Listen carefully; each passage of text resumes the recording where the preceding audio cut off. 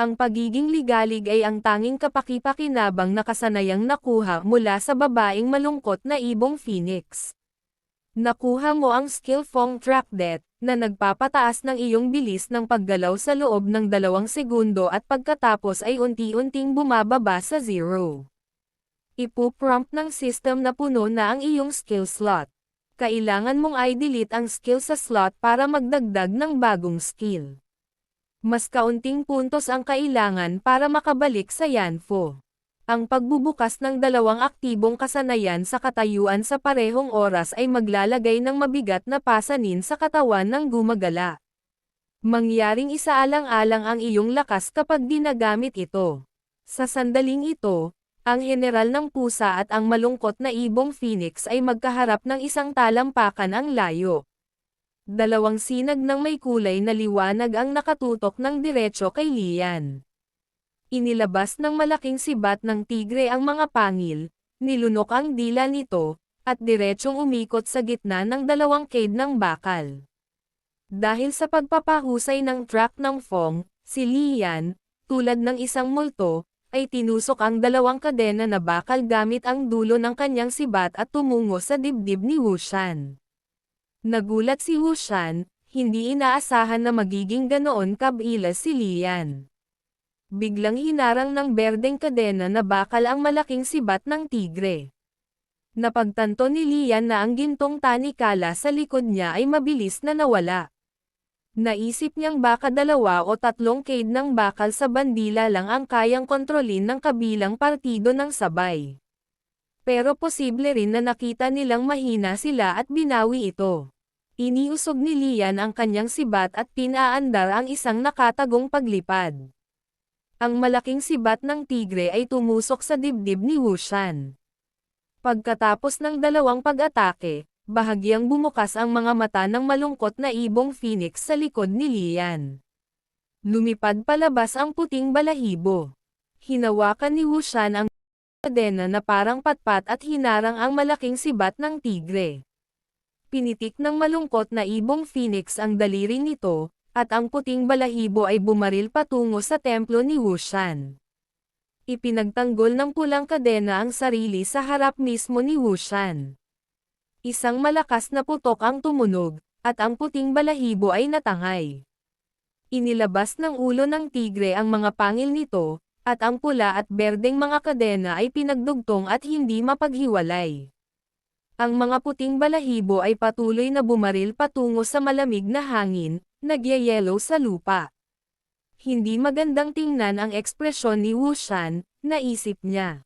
Ayon sa specialization ratio ng Qigong 70, ang sinaunang martial arts ratio ni Lian ay kasing taas ng 73.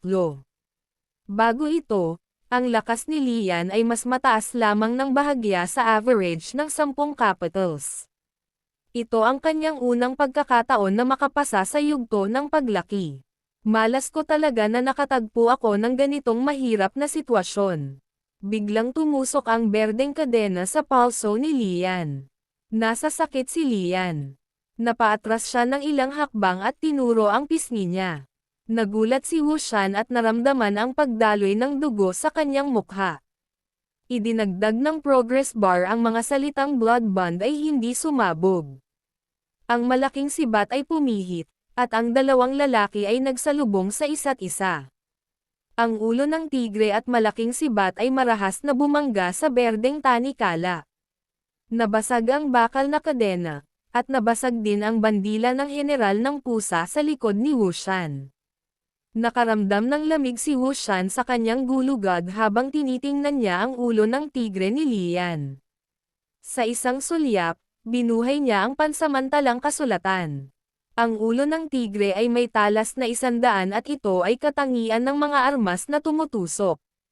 Sa bawat pagbangga ng sandata, susuriin nito, at kung matagumpay, sisirain nito ang malakas na sandata na may mas mababang talas. Sa pagtingin sa ulo ng tigre na umaakay patungo sa kanya, si Wushan ay nataranta at nagmamadaling hinugot ang Nanla Chain upang harangan ito sa kanyang harapan. Hindi na nang ahas na makipagbakbakan kay Lian, sa isang iglap, inindayog niya ang 4 na kadena na bakal upang salakayin si Lian. Ang asol na kadena ay nagpapagaling, ang gininto ang kadena ay humaharang, ang pulang kadena ay nagbubuga ng apoy, at ang berdeng kadena ay lumilikha ng mga sandata. Ang bawat watawat ay may kanya-kanyang kakaibang kagandahan at kapangyarihan, halos para bang mayroon itong malayang kamalayan. Katumbas ng ulo ng tigre ni Lian. Sa sandaling ito, si Zhou Xin, na nakakulong sa kadena, ay nagulat din. Ang watawat na naglock sa kanya ay nawawala. Ang mga sibat ay maaaring lumaban ng kapantay ng 4 na malalaking watawat sa pamamagitan lamang ng 5 o 6 na sibat, hindi hihigit sa 10. Makakahanap siya ng butas sa pag-ikot ng natitirang 3 kadena. Ang mga mata ni Lian ay kumislap sa malamig na liwanag. Ang mahusay na sibat ay umindayog ng mas mabilis, sa wakas ay nakahanap ng puwang sa pag-ikot ng 3 watawat, at dumiretso sa Wushan.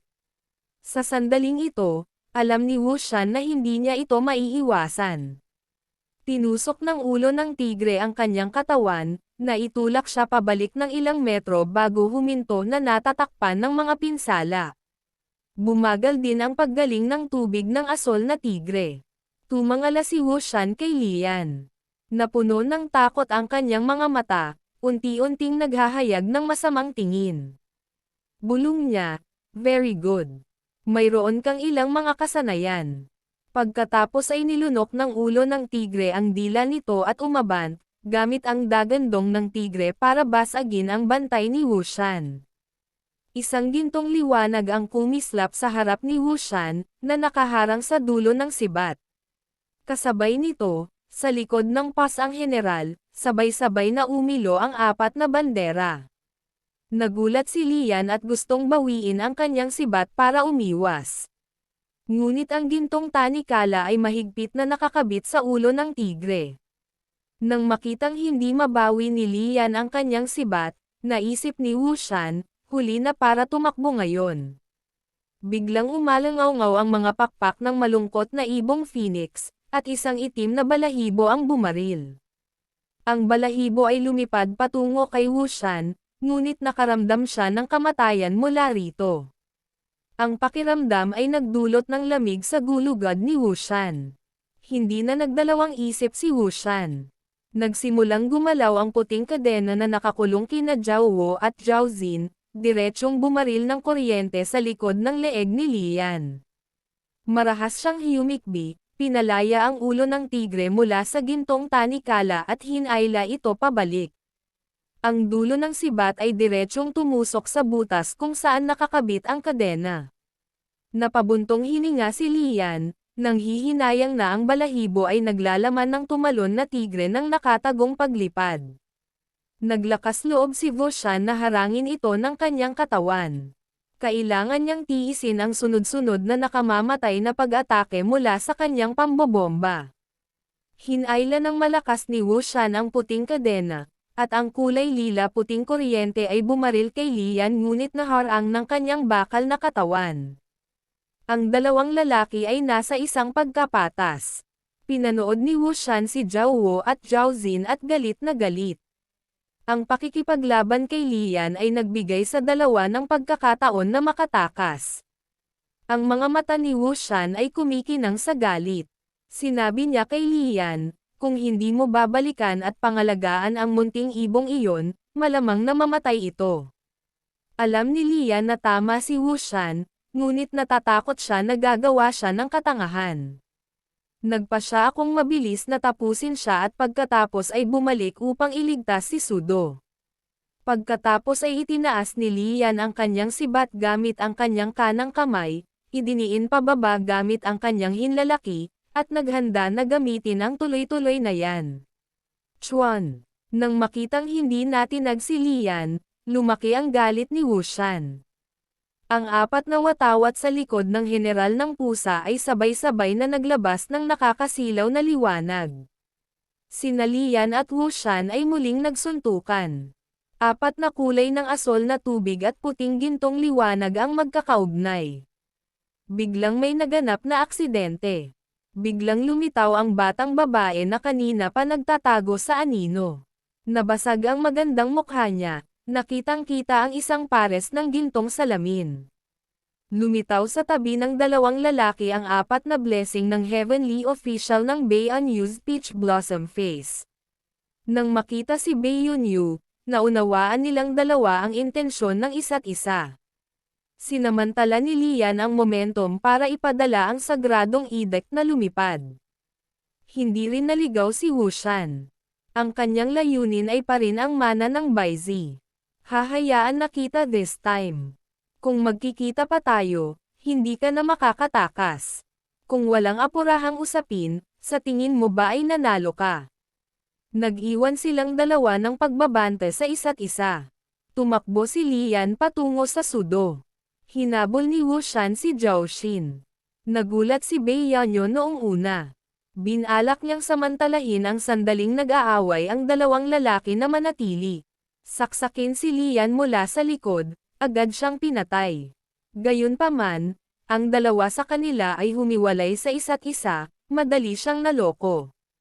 Maraming piraso ng papel na may mga kakaibang sinaunang karakter na nakaukit sa mga ito ang lumitaw sa mga kamay ni Bayonyu.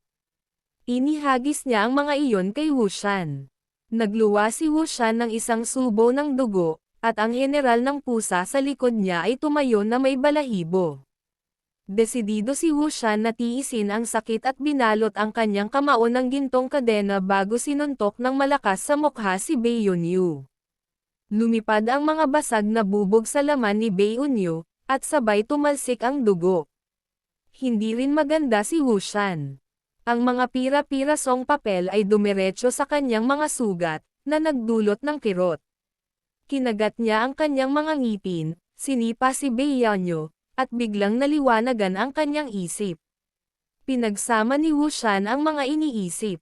Umungol si Wushan. Magaling, Lian. Magaling, Bayonyu. Magaling talaga kayong dalawa na artista. Niloloko niyo lahat. Pagkatapos sabihin iyon, agad siyang tumakbo sa direksyon kung saan nakatakas si Zhao Xin. Nang marinig ang paggalaw sa likod niya, tumingin si Lian kay Bayonyu na papalapit, mahigpit na hinawakan ang kanyang sibat, at hinawakan ang ulo ng tigre sa kanyang dibdib, handang umatake anumang oras. Biglang umilo si Liu Wenjun na berde, at nahulog ang pulang dahon ng maple. Si Dan Niyang ay may tame time na ekspresyon. Nakatayo sa harap ni Lian, na tila pinilit ni Dan Niyang, ibinoka ni Bayonyu ang kanyang mga braso, ngumiti, at kinuha ang sagradong utos mula sa lupa. Bumaling kay Lian, sinabi niya, sa hating gabi sa 13 Spirits Temple, hihintayin kita. Tapos umalis na siya. Sa kalsada sa likod ng Shangshan Park, binuhat ni Lian si Sodeo, kasama si Dan Maiyong sa tabi niya. Sa pagkakataong ito, nakatakas si Sudo sa kamatayan salamat sa kanya. Tahimik na tumingin sa harapan si Dan Mayang. Sa mundong ito, may mga kakaibang enerhiya na pinipigilan. At kung magpalat kami ng mga lokasyon, hindi kami magkakaroon ng spaced moves. At saka, hindi natin mapipigilan ang mga lalaking iyon ngayon. Hindi rin maganda si Lian. Si Sudo ay malubhang nasugatan. Ang paggamit ng nakatagong paglipad sa unang pagkakataon ay naubos ang kapangyarihan ng kanyang kaluluwa. Ang pag-inom sa maraming malalaking petsa ay hindi makakabawi. May 3 oras pa hanggang hating gabi. Ang pakikipaglaban sa napakatagal na panahon ngunit hindi nakakamit ay isang malaking kawalan. Ang mga walker na lumitaw sa Shanghai ay hindi simple. Marahil sila ang pinakamalakas na tao sa Yanfu event na ito.